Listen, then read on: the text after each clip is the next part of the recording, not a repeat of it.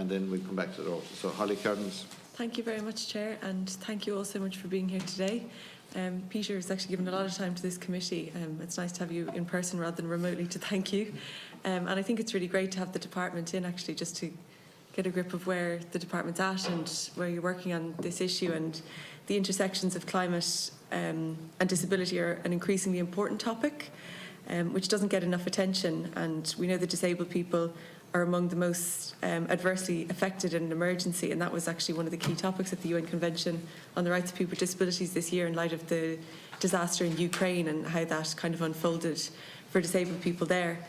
And also the few references to disability in states' climate adaptation policies are cursory in nature. For example, there's no reference to disability in the Climate Action Plan 2019, and the 2023 plan only refers to disabled people in terms of employment activation for those on the live register and in relation to minimum levels of disabled parking. So that's indicative of larger issues, and we need to ensure that all of our climate policies are disability proofed, and I think vice versa. For my questions first for the independent living movement, so you've really clearly articulated the importance of positively pursuing inclusive climate action and planning, but we're clearly kind of failing to achieve that approach currently, which undermines kind of claims about a fair transition, I think. And one of the areas you highlighted was the local mobility initiatives conducted without meaningful consultation that undermined people's right to access and inclusion. I'm just wondering if you have more kind of those examples and their impact, because I think it's really helpful for this committee. And your example of the unintentional banning of plastic straws, I think, really effectively shows the impact of that lack of consultation. I'm just wondering if you could outline other ways in which disability needs haven't been considered in climate actions or environmental policies and the effect that that has on people. And then for the Department of Environment, Climate and Communications, one of the issues that you highlighted today that I think is just really helpful for the committee to know is that disabled people's organisations aren't currently engaged properly, and that's required under the Convention. I'm just wondering if you could outline how the Convention on the Rights of People with Disabilities has been explained to the Department, what you understand the Department's obligations to be, and at present, does the Department have capacity to engage in really participative climate policy and decision-making processes with disabled persons' organisations? Because we've heard in previous meetings that this actually requires, a different way of doing things and different time commitments compared to other consultation methods. And I'm just wondering if the department has actually been equipped, not just with the knowledge, but also with the kind of the skills and the resources to do that. Thank you. Thank you very much. Peter, Damien, Robert. Thank you.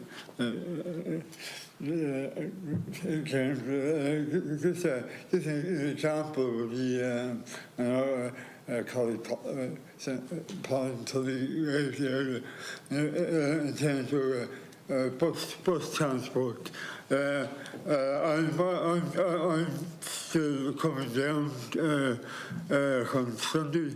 We won the Irish Times Award, Theatre Awards for No Magic Pill, the first Irish play with disabled actors.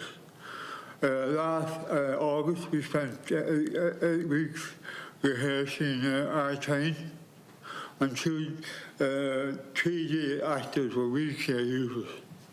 And 2D actors had to take turns every day to get the bus. There was one bus in an hour. They had to every day take turns getting there and back, because the bus would only take one wheelchair user. So, and their job was for 8 weeks to get to Artane and rehearse all day, 9 to 5, 6 o'clock, and then try and get back home to the other side of the city. So they had to take turns. So that's a simple example of disabled people who are actually professionals working, and every day you have to take turns who will get the bus first, you know. So that kind of identification of public transport, which we, the same people, have always been campaigning for access to public transport, and even in the play No Magic Pill, the characters are actually pushing for public transport, access to public transport, not for special buses. You know, so the same people probably had a long history of promoting public transport back since at least the 80s, when I was involved in campaigning. So that's just a simple example of two disabled actors who won the award on Sunday for best play, and then each had to take turns getting the bus every day. Thanks, Peter. Damien? Just to follow on specific examples, it pains me to say this as someone from Cavan, so on behalf of everyone in rural Ireland, we do have to accept that what happens in Dublin inevitably gets rolled out at a national level. So there are very worrying trends at a national level, particularly in the Dublin city area, about promoting the ideas of floating bus stops. They're clearly not designed for anyone who uses public transport, and they're certainly not designed, I would think, with anyone who has a mobility issue. But anyone who is a parent of small children should be aware that these present a very real danger. So the idea being that there is a bus stop that is disconnected from the pavement, and that there's a cycle lane that bisects them. So as you get off the bus, you then would have to cross a cycle lane to reach safety. Now, the idea, allegedly, is that this will promote greater access for cyclists. Now, I cycle. I certainly don't want to cycle into the middle of a bus stop. So, but they have begun their real danger and threat that they present to pedestrians, regardless of impairment, has been flagged, but they have been rolled out on an ongoing basis. Now, we would feel that there is a potential case under the Equal Status Act if disabled people were to bring this against Dublin City Council, if they were supported by bodies such as the Irish Human Rights Equality Commission. But we shouldn't have to get into a space like this.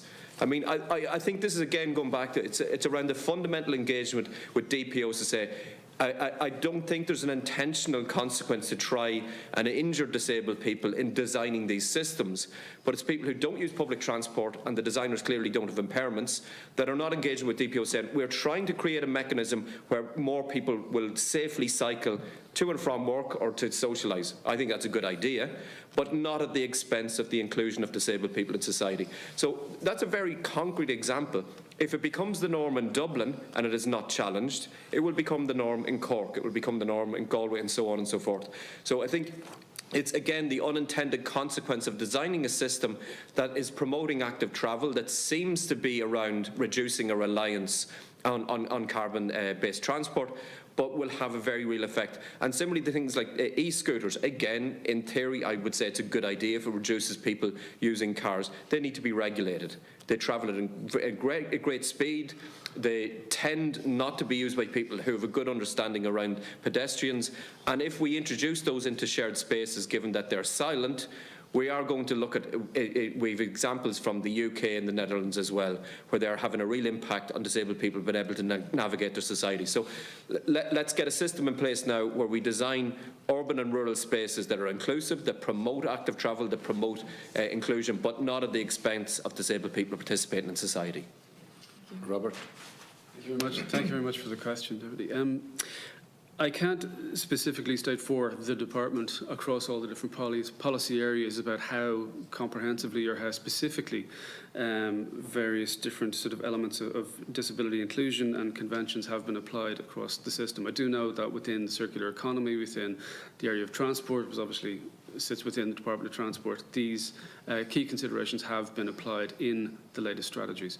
As I said, in 2022, equally, we did reach out to, organisations and communities of people with disabilities. Equally, we recognise from that engagement that wasn't effective. Now we're applying a much more systematic approach, including those key considerations. And as I said, Hannah and her team at the SDG side have led out on that in 2023 and will be bringing that into our National Dialogue programme. Just to say that, I suppose the core component of that is not just us as our department working on this challenge, but as Hannah mentioned already, Department of Children as the leading department for this area, we're engaging actively with them on what the best approach is. How can we deliver a more systematic approach to the inclusivity of this form of engagement across all government policies that relate to climate, because that's, again, the area that I'm talking about specifically. And again, just to reiterate, the purpose of the dialogue is to engage more broadly with people in society. And equally, we have some components of the dialogue that we want to talk to people about, our policy priority areas. But a lot of the dialogue allows for key challenges, issues people want to raise to emerge, from those discourses. So we're hearing from people about what are those challenges coming from them. So we're not prescriptive in that sense. And in that way, we can engage with a broad range of people across policy areas and then communicate those challenges to those policy leads across government and in our department. But Hannah might want to come in as well on the question posed. Thank you. Hannah? Hi, thanks, Rob. I suppose just say we've been working quite a lot with the National Disability Authority, so they have really clarified for us our obligations under the convention. I think what will be useful in terms of our work going forward is we are going to be, as part of our Leave No One Behind piece of work, we're going to be doing an audit of existing tools, guidances, guidelines, advices out there and putting them in a kind of a central area. Now, it won't be specifically focused on the area of disability, but that will obviously be a key component.